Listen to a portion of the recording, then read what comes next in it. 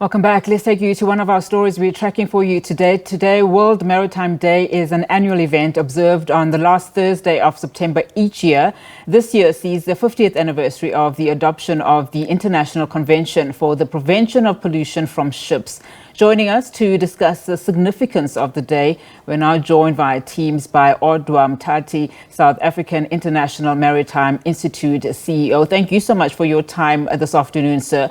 Just talk to us about the importance of maritime safety, security, as well as marine environment.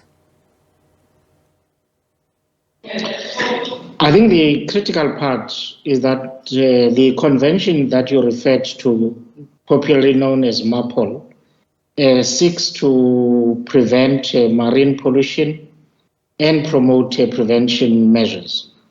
So I think it is important for us as a South African society to embrace such and act in pursuit of the goal of an ocean that is free from pollution.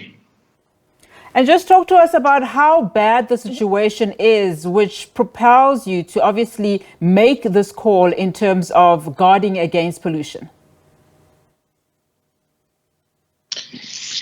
There's a global threat to the extinction of marine life, the destruction of marine ecosystems. So in the Algoa Bay region, you can see it from the reduction of the number of the African penguins from quite a few thousands to a limited number at the moment. So for us, it's just a reflection of what pollution, can bring about. And therefore, it is important that we take active steps through partnerships, various stakeholders, to ensure that we deal with such challenges, current as well as to preserve the ocean for future use by other generations. Let's talk now about some of those interventions. I mean, when we talk oceans economy, just give us a view of what some of the opportunities are and maybe even challenges, especially for a country like South Africa.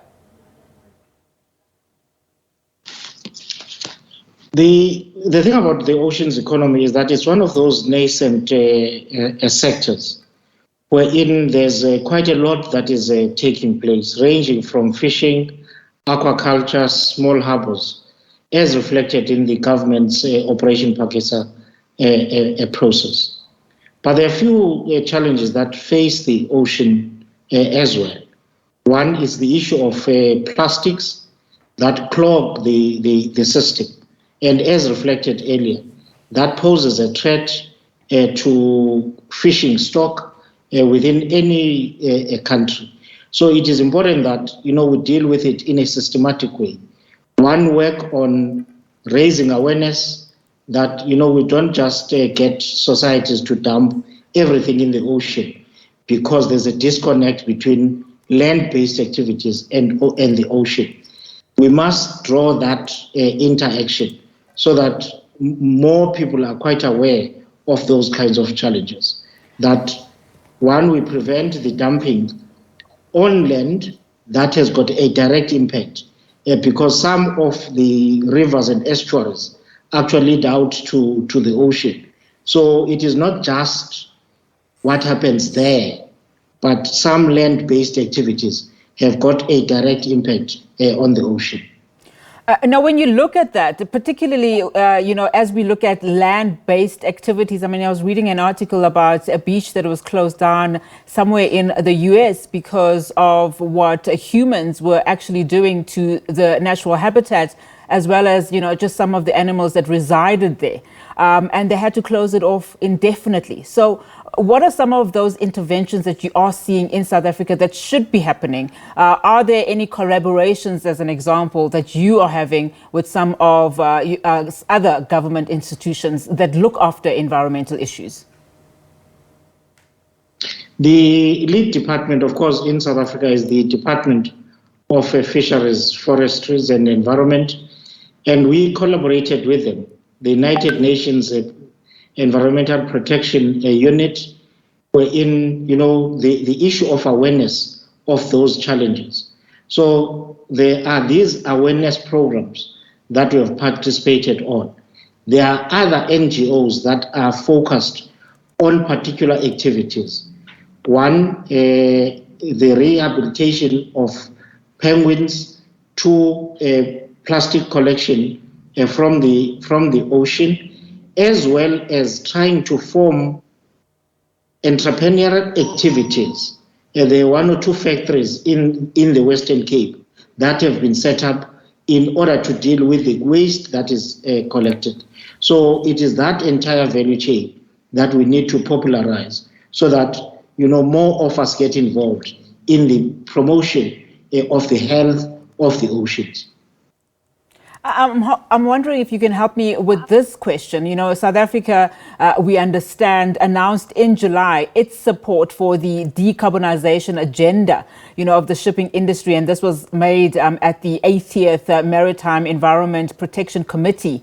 What exactly would this entail, particularly if you look at the cost implications?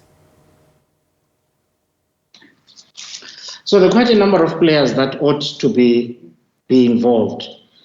So led by the Department of Transport. So the theme is the decarbonization of vessels. Now, what that requires is that you look at the alternative use of energies. If you look at the Saldanha Freeport, promoting the issue of green hydrogen as one of those alternatives. The Nelson Mandela University, towards the end of October, is going to host a conference that looks at the use of hydrogen to supplement and to make sure that there's energy security for the country. So there are quite a number of dissipated efforts that are there. So part of what we need to do is to ensure that as a country we harness those and put in a greater effort in our pursuit for decarbonized a maritime sector. Now, that includes the exploration of these alternative energies to see, how useful they would be, how practical it would be, answer the questions that you have posed. What is the cost? What are the dangers? Because some of those natural gases are quite dangerous. So it can't be assumed that the change is going to be immediate, but there's a defined process that ought to be followed to ensure that as we transition into those, a safe environment is created. All right. Thank you so much, Mr. Mtati, for that. This is where we wrap our conversation for now. Odwa Mtati, South African International Maritime Institute CEO, of course, talking to us there about the World Maritime Day, which is celebrated today.